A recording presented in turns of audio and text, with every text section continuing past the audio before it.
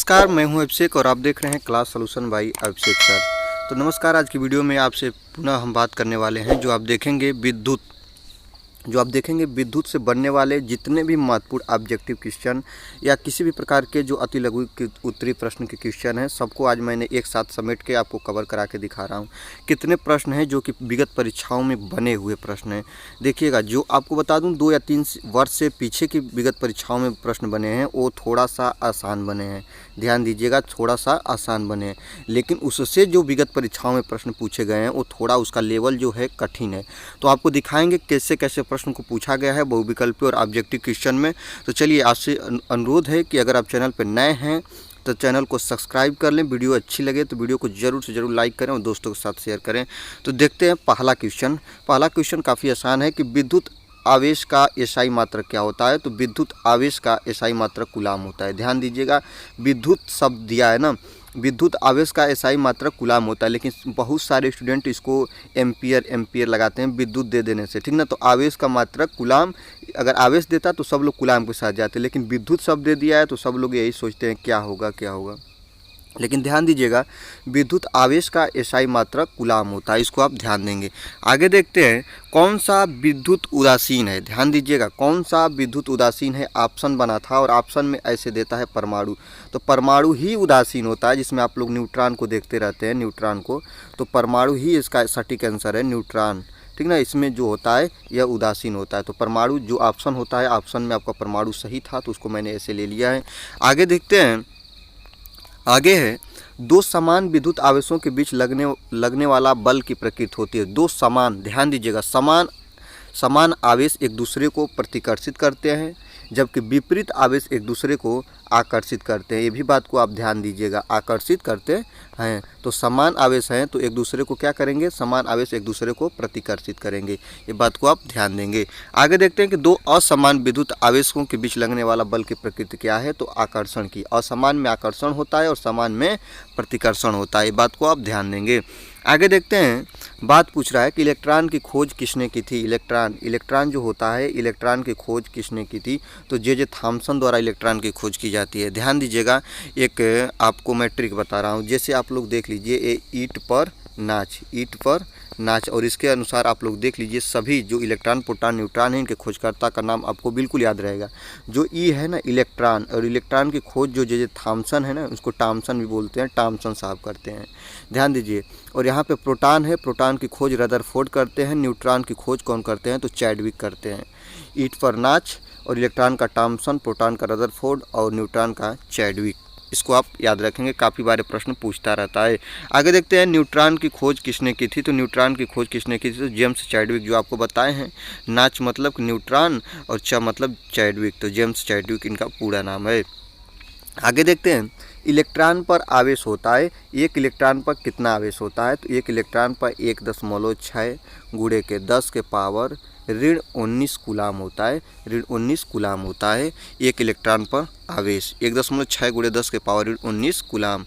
आगे देखते हैं, आगे कह रहा है कि किसी वस्तु पर उपस्थित आवेश की जानकारी किस यंत्र से प्राप्त करते हैं। तो इलेक्ट्रोस्कोप ऐसी एक व्यवस्था है, इसके द्वारा किसी भी वस्तु पर उपस्थित हम लोग आवेश की जानकारी, ध्यान दीजिएगा, आवेश की जानकारी को हम प्राप्त करते हैं इलेक्ट्रोस्कोप के द्वारा।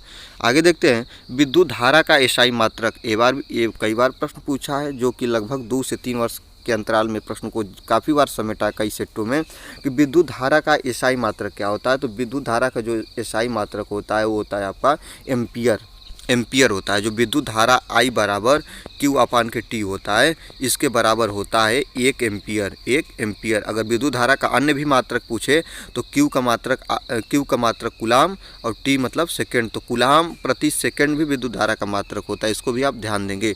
आगे देखते हैं, आगे करा है, किसी विद्युत परिपथ में प्रवाहित विद्युत धारा का पता लगाने के लिए किस यंत्र का उपयोग करते हैं। तो किसी भी परिपथ में प्रवाहित विद्युत धारा का पता लगाने के लिए हम लोग गैल्वेनोमीटर का प्रयोग करते हैं। आगे देखते हैं, विद्युत धारा का 1 मिली एम्पियर कितना होता है। विद्युत धारा में 1 मिली एम्पियर किसके बराबर होता है। तो 10 के पावर ऋण 3 एम्पियर के। ध्यान दीजिएगा, 10 के पावर ऋण 3 एम्पियर बराबर होता है 1 मिली एम्पियर। ये भी बात को आप ध्यान देंगे। आगे देखते हैं, जितना भी आपको ये ट्यूपेरिकल दिखा रहे हैं न्यूमेरिकल में आपको काम करने वाला है, ठीक ना, इसको आप ध्यान देते रहिएगा।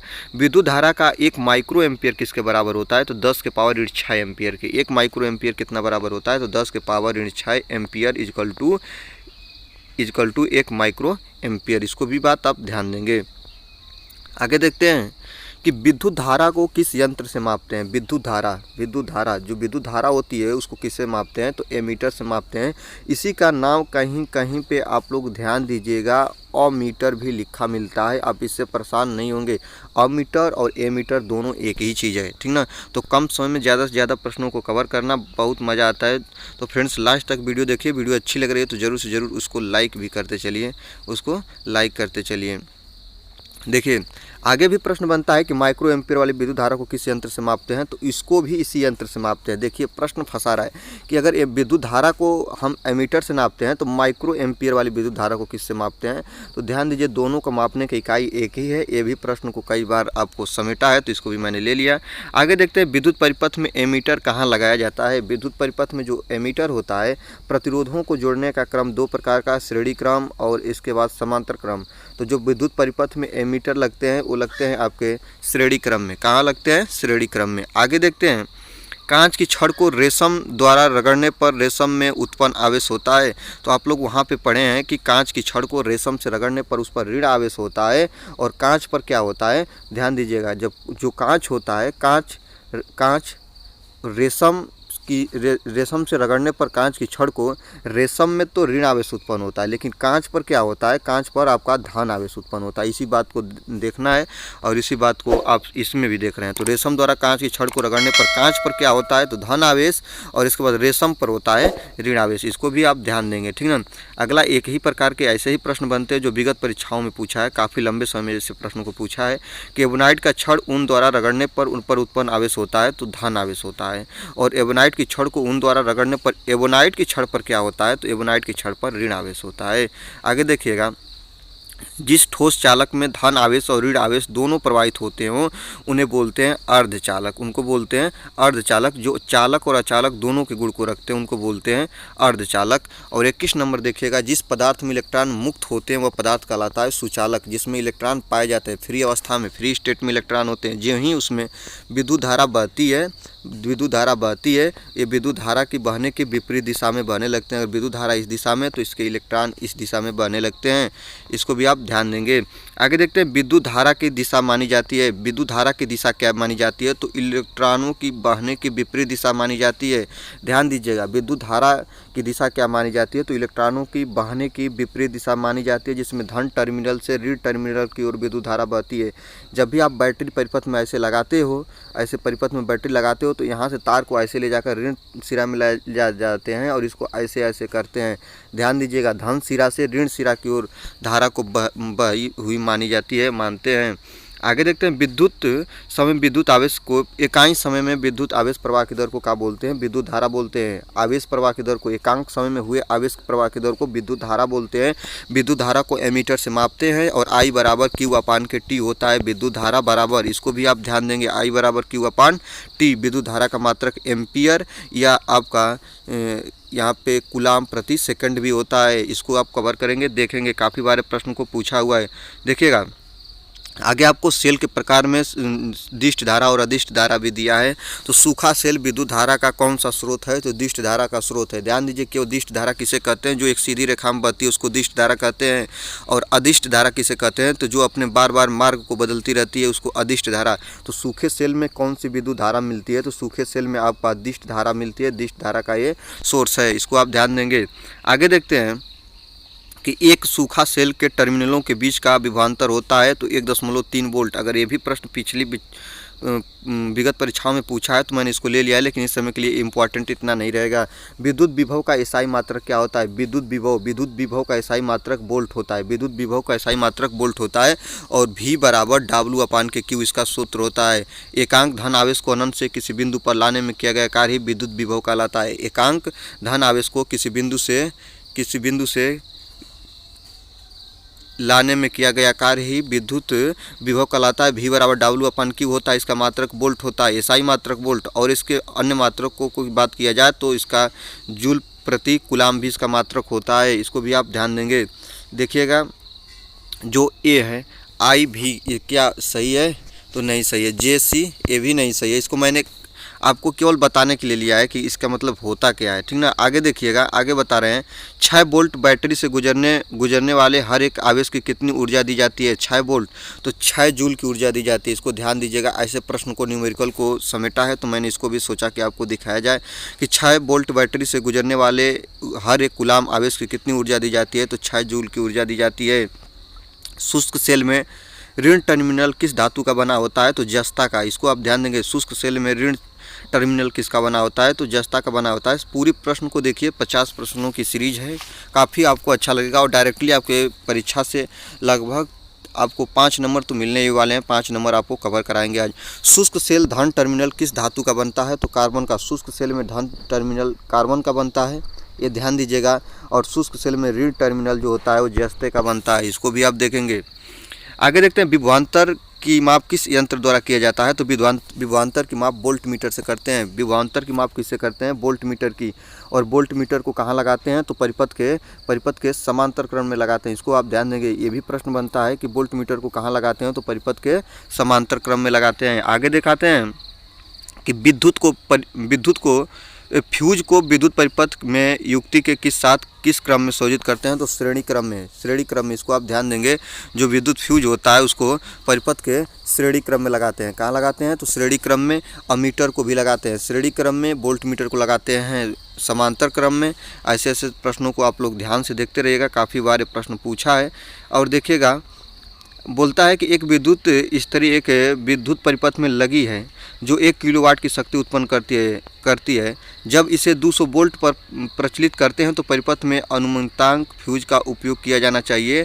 तो ध्यान दीजिए, ऐसे प्रश्न को पूछा है। मैंने प्रश्न दिखाने का केवल आपको लेवल मैंने सोचा है कि लेवल दिखाया जाए, ऐसा नहीं कि सवाल है तो इसको ना दिखाया जाए। 5 एम्पियर का इसका आंसर आएगा। आप इसको लगाइए और कमेंट बॉक्स में आप इसके बारे में ज़रूर कुछ बताइए। ऐसे प्रश्न को आप देखना चाहते हैं तो मैं ऐसे प्रश्न की भी सीरीज आपको लेकर आऊँगा। ओम के नियम का VI ग्राफ का प्रकृति क्या होता है? तो ध्यान दीजिएगा, सरल रेखी होता है। जैसे देखिए, इसको अगर ऐसे ग्राफ में खींचते हैं, इधर V लेते हैं, इधर I लेते हैं और ध्यान दीजिए जब ऐसा करते हैं हम, तो यहाँ पे देखिएगा यह V और I एक सरल रेखा को ऐसे प्राप्त करता है। बीच से ऐसे सरल रेखा निकलती है जिसको हम सरल रेखी परिपथ बोलते हैं। ओम के नियमों का VI ग्राफ की प्रकृति, इसको भी आप ध्यान देंगे। आगे देखिएगा, 35 नंबर का रहा है कि V/I ओम के नियम में क्या बतलाता है? तो V/I जो ओम के नियम में बतलाता है वो आपका प्रतिरोध बतलाता है, जो R बराबर V/I होता है। प्रतिरोध बराबर विभवांतर बटा के धारा, जो प्रतिरोध को बताता है V/I। इसको भी आप ध्यान देंगे। आगे देखते हैं कि ओम का नियम में कौन सी भौतिक राशि नियत रहती है? तो ओम के नियम में जो आपकी भौतिक राशि की बात कर लें तो प्रतिरोध जो होता है नियत रहता है, और जो V और I होता है वे बदलते घटते बढ़ते रहते हैं। इसको भी आप ध्यान देंगे। प्रतिरोध का एसआई मात्रक क्या होता है? प्रतिरोध का एसआई मात्रक जो होता है आपका ओम होता है। इसको आप ध्यान देंगे। प्रतिरोध का एसआई मात्रक जो होता है आपका ओम होता है। अगला देखते हैं कि आपका ओम किसका समतुल्य है? तो ओम किसका समतुल्य है? तो V/A का। इसको भी आप ध्यान देंगे। ऐसे भी प्रश्न को पूछा गया है लगभग आपका 2015 और 16 की परीक्षाओं में। ओम किसका समतुल्य है? सभी सेटों में इस प्रश्न को पूछा है, तो V/A का। आगे देखते हैं, विद्युत धारा निर्भर नहीं करता है तो तार के अनुप्रस्थ काट के क्षेत्रफल पर। विद्युत धारा निर्भर नहीं करता है तो तार के अनुप्रस्थ काट के क्षेत्रफल पर निर्भर विद्युत धारा नहीं करते। किसी चालक का प्रतिरोध निर्भर करता है चालक तार की लंबाई पर। जो प्रतिरोध होता है वो निर्भर करता है चालक तार की लंबाई पर। इसको भी आप ध्यान देंगे। आगे देखते हैं, आगे आपको देखते हैं, किसी चालक तार का प्रतिरोध व्युत्क्रमणपाती होता है चालक तार में प्रवाहित विद्युत धारा के। जो प्रतिरोध होता है वो व्युत्क्रमणपाती होता है चालक तार में प्रवाहित विद्युत धारा के। इसको भी आप ध्यान देंगे। ऐसे भी प्रश्न को पूछा है। इसको अति लघु उत्तरी प्रश्न में भी समेटा है, इसको भी आप ध्यान देंगे। आगे देखते हैं, किसी पदार्थ धातु का वैद्युत प्रतिरोधकता निर्भर करता है उस पदार्थ की प्रकृति पर। इसका आंसर हो जाएगा उस पदार्थ की प्रकृति पर। इसको भी ध्यान देंगे। कम समय में ज़्यादा प्रश्नों को एनालिसिस करना और इसको देखना और आपको टाइपिकल दिखाना कितना मज़ा आता है। चलिए आज की वीडियो को और आगे बढ़ाते हैं। किसी चालक तार की विद्युत प्रतिरोधकता निर्भर नहीं करता है तो चालक तार की लंबाई पर। चालक तार की लंबाई पर इसका करेक्ट आंसर हो जाएगा। जो विद्युत प्रतिरोधकता है वो चालक तार की लंबाई पर निर्भर नहीं करता है। आगे देखेंगे, निम्न में से किस पदार्थ की प्रतिरोधकता अधिकतम होती है? तो आपसे ऑप्शन दिए हुए थे, जिसमें ऑप्शन आपका सही है एवोनाइट की छड़ को। एवोनाइट की छड़ की प्रतिरोधकता क्या होती है? तो अधिकतम होती है। इसको भी आप ध्यान देंगे। आगे एक प्रश्न बनता है जो काफ़ी अच्छा से अच्छा इंपॉर्टेंट प्रश्न है। ये प्रश्न बोलता है, ध्यान दीजिएगा, विद्युत इस्त्री, विद्युत टेस्टर और विद्युत हीटर में विद्युत तापन के लिए किस मिश्र धातु का उपयोग किया जाता है? तो वह किस मिश्र धातु का उपयोग किया जाता है? ध्यान दीजिएगा, हीटर हो, इस्त्री हो, चाहे कुछ भी हो, तो उसमें निक्रोम का, किसका, निक्रोम धातु का प्रयोग किया जाता है। यदि किसी तार की मोटाई दोगुनी कर दिया जाए तो उसके तार की प्रतिरोधकता क्या रहेगी? तो प्रतिरोधकता अपरिवर्तित रहेगी। इसमें ही लोग फंसते हैं और इसको करते हैं परिवर्तित रहेगी। ध्यान दीजिएगा, तो यदि किसी तार की मोटाई को दोगुनी कर दिया जाए तो उस तार की प्रतिरोधकता जो रहेगी वह अपरिवर्तित रहेगी। और ध्यान दीजिए, ऐसे प्रश्न जो आपको मैंने टाइपिंग के अनुसार इसको गलत कर दिया है। श्रेणी क्रम में जुड़े प्रतिरोधों R1 और R2 की समतुल्य प्रतिरोध क्या होगा? तो R बराबर R1 प्लस R2 है, तो इसका तो सही है। श्रेणी क्रम में जो प्रतिरोध जुड़ते हैं वो डायरेक्टली जुड़ते चले जाते हैं, R1 प्लस R2।